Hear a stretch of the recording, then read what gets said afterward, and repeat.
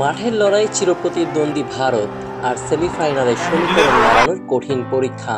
ম্যাচের 17 মিনিটে গোল খেয়ে পিছিয়ে পড়া, ডাগআউটে কোচ মার্ক কক্সের লাল কার্ড, সব মিলিয়ে চরম নাটকের সাক্ষী হলো মালদ্বীপের মালে স্টেডিয়াম।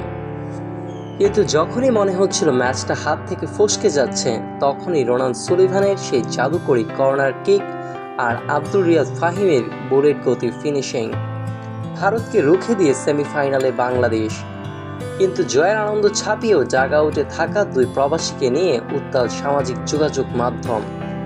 রোনান সুলিভান যখন মাঠ মাতাচ্ছেন, তখন তার ভাই ড্যাকলান সুলিভান এবং আরেক প্রবাসী ইব্রাহিম কেন এখনও ডাগআউটে, সব জানতে ভিডিওটি দেখুন শেষ পর্যন্ত।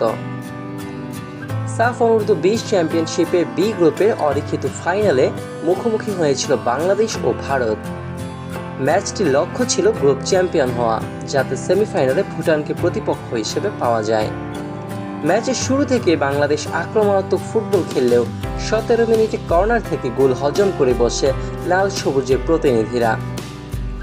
বিশাল যাদবের হেডে ভারত 1-0 ব্যবধানে এগিয়ে যায়। গোল খেয়ে মরিয়া হয়ে ওঠে বাংলাদেশ।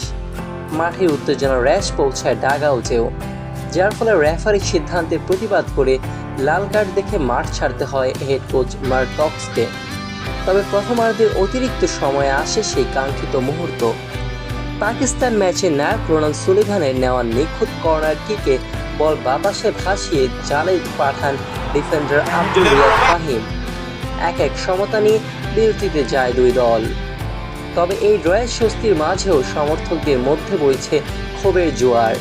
প্রশ্ন উঠছে দলের একাদশ নির্বাচন নিয়ে, বিশেষ করে যুক্তরাষ্ট্র প্রবাসী দুই ফুটবলার ড্যাকলান সুলিভান এবং ইব্রাহিমকে কেন এখনও মূল একাদশে দেখা যাচ্ছে না, তা নিয়ে সামাজিক যোগাযোগ মাধ্যমে সমালোচনার ঝড় উঠেছে। ভক্তদের দাবি, রোনান সুলিভান যদি তার জাদুকরী পারফরম্যান্স দিয়ে দলকে বারবার রক্ষা করতে পারেন, তবে তার ভাই ড্যাকলান এবং প্রতিভাবান ইব্রাহিমকে কেন ডাগআউটে বসিয়ে রাখা হচ্ছে। পাকিস্তানের বিপক্ষে জয়ের পর ভারতের সাথে এই গুরুত্বপূর্ণ ম্যাচও তাদের সুযোগ না পাওয়াটা অনেক ফুটবল প্রেমী মেনে নিতে পারছেন না। এই ড্রয়ের ফলে 4 পয়েন্ট নিয়ে ভারত গ্রুপ চ্যাম্পিয়ন হয়েছে এবং রানার্স আপ হিসেবে সেমিফাইনাল নিশ্চিত করেছে বাংলাদেশ। এখন সামনে সেমিফাইনালে কঠিন অগ্নি পরীক্ষা, যেখানে প্রতিপক্ষ শক্তিশালী নেপাল। ভক্তদের একটাই চাওয়া, বাঁচা মরার এই লড়াইয়ে যেন ড্যাকলান ও ইব্রাহিমকে শুরু থেকেই মাঠে নামানো হয়। কোচ মার্ক কক্স কি শেষ পর্যন্ত সমর্থকদের এই আর্তনাদ শুনবেন? আপনার কি মনে হয়, ড্যাকলান ও ইব্রাহিমকে কি সেমিফাইনালে একাদশে রাখা উচিত? কমেন্টে জানাতে পারেন আপনার মতামত। ভিডিওটি ভালো লাগলে লাইক দিন এবং ফুটবলের সব খবর পেতে আমাদের সাথেই থাকুন।